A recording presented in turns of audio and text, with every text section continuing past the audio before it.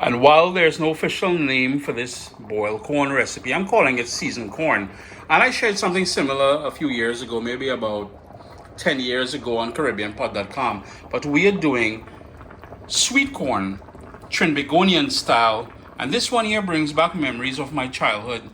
Stay tuned, you're going to love this one, man.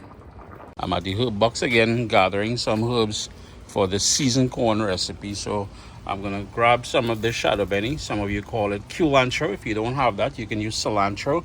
Some of this fresh thyme, and I also want some of this parsley. So we're gonna grab some of those, and let's go inside. We gotta get things started, man. The ingredients, and you saw me getting the herbs in the backyard. So to repeat, we got the shadow benny or culantro, we got parsley, thyme, garlic, pimento or seasoning peppers. You will get the aroma of a good Scotch bonnet pepper without the heat, a lovely flavor. So if you can source it, I highly recommend getting it. Now these were in the freezer because when I plant in the summer months, during the winter months, I usually freeze. So I have it the entire year. A dried coconut, we're gonna be making fresh coconut milk. Sweet corn, we're using sweet corn today because it's in season right now here in Canada, in my area anyways.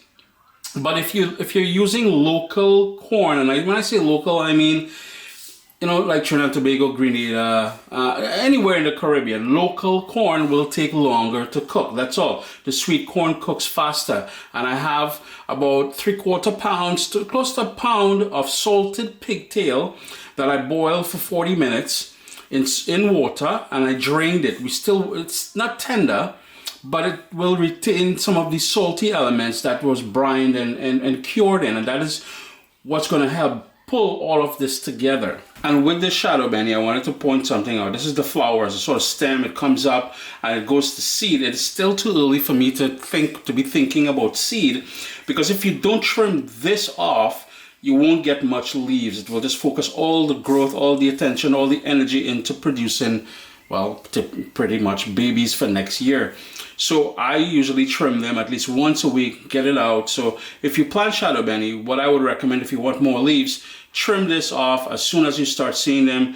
Late summer, allow it to grow if you want to collect seeds at that point. With the dried coconut, and you want to make sure when you shake it, you can hear the liquid moving around in there. Now, a lot of people, many times when I show you guys when I'm making coconut milk from scratch, everybody has the opinion about the water in this dry coconut. I have no use, absolute no use for it. So if it falls into the sink, goes down the sink, cool, no sweat. So all we're gonna do is take you need something thick. So this, I hardly ever use this knife. This is Damascus steel. You can see it's not stainless steel, so the sort of rust and discoloration is normal. I hardly use a beautiful knife though.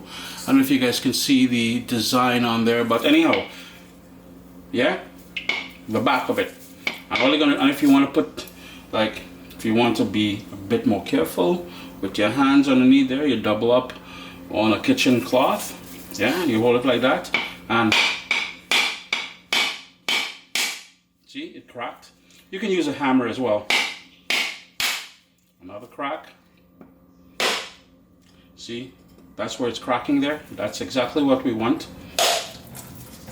And there's that water everybody that's stressed about. I don't understand, no? If all they're thirsty and all they want that water, so be it. Now what you want to do now, there's the coconut. Just gonna hit that a little ring. And this is the flesh we want here, that dried coconut flesh. And I'm using a blender to create the coconut milk. So I'm taking a paring knife now. And again, being very careful, I'm gonna use that cloth again. Because I'm on trying to lose my pretty fingers. I have a wedding ring to wear one day. So I need to keep them fingers intact. And all you're doing is removing the outer shell, the husk, like the shell part. That's going to go into the rubbish. Don't let it go down your sink though. To make it a little bit easier, I'm also going to break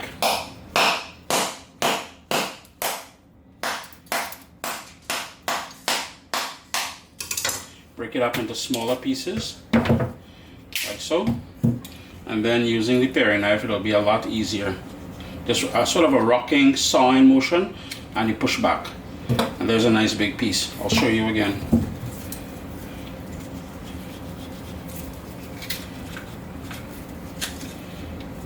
See?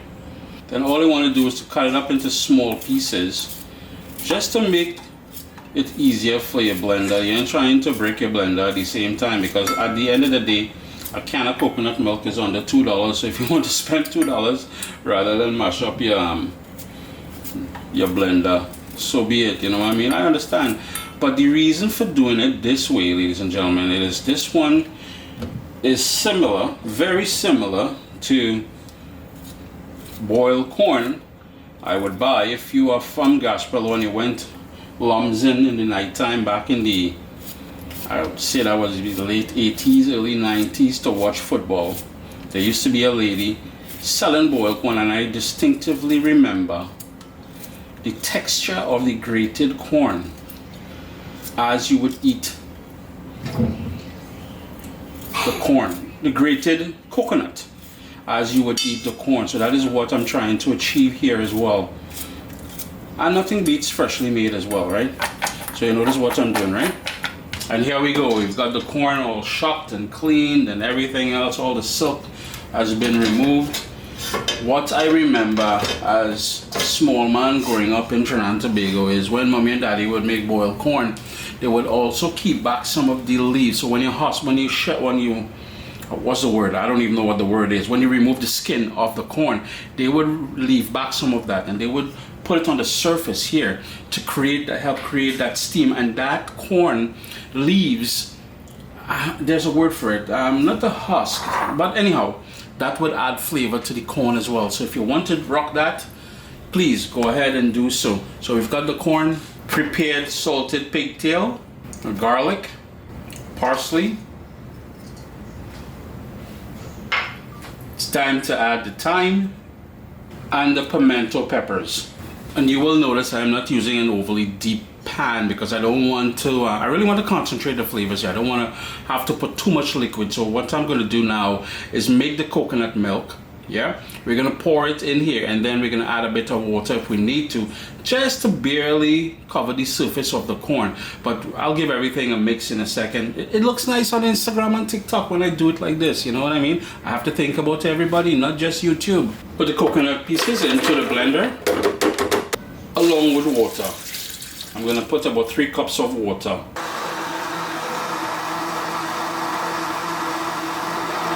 Now we'll carefully pour that grated coconut milk into the pot, and I'm just going to top that up with another couple cups of water. Let me just get that water right about now. We can rinse the same blender. Yeah, just like so. All we want to do now is to bring that up to a boil. As it starts to boil, I will move it around. Now if you're wondering about salt, no. The remnants of salt, and I may have mentioned this earlier, the remnants of salt from the salted pigtail will be enough to perfectly season this. Butter, no, you don't need butter in here, but if you wanted to cook, put what's called golden ray. Yeah, I'm not the biggest fan of it because I'm worried about cholesterol and everything else. You know what I mean? So I'm not the biggest fan of it. It's rather salty as well. You can put some of that in here as well, but here's the thing, the coconut milk will give it that natural sort of oily, fatty element over there, in there. And with the herbs, with the garlic, with everything else, I am guaranteeing you, let me just adjust the lighting. It's a tiny bit so y'all can see what's going on there. Yeah, I need a production team, yeah. But anyhow, with all those flavors, and that coconut is going to give it a creaminess. And remember, it's sweet corn that we're dealing with here as well, right, ladies and gentlemen? Just going to tuck down that salted pigtail in there. As it comes up to a boil, I will move it around even more. It'll only take about 3 or 4 minutes for this to come up to a boil, yeah? And this is just the fats that I'm talking about from the corn that's coming up there. Now, you're probably wondering, and I know it's going to be a question that's going to happen, Chris, how come you didn't start with boiling, well, the coconut milk boiling or the water boiling first? I like doing corn, whether I'm doing it this way or just in water. You know, some people just like it in salted water. I don't even salt the water. I like room temperature, cool, and everything come up to temperature at the same time, because what happens is, if you put it into boiling water, the outside of the kernels tend to be a bit more mushy. I find you get a more crunchy, a bit more pop when you crunch into, when you bite into that corn, when you bring everything up to temperature at the same time. Mind you, that is just my take on things. If you want to do it your way, you can do it your way. Now we're gonna have it at this sort of between a simmer and a rolling boil here. Just gonna hit at a little shaky shake because I want all those flavors to come together.